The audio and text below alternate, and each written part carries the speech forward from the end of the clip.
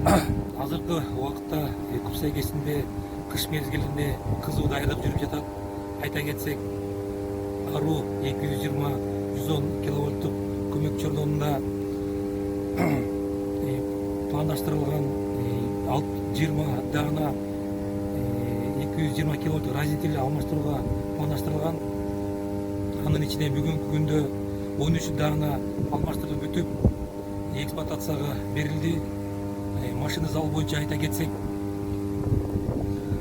азыркы убакта биринчи генератор, биринчи трансформатордун оңдоо иштери жүрүп жатат.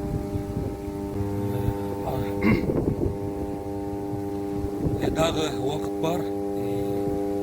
Күзгү оңдоо иштерин өз убагында бүтүрүүгө аракет кылабыз.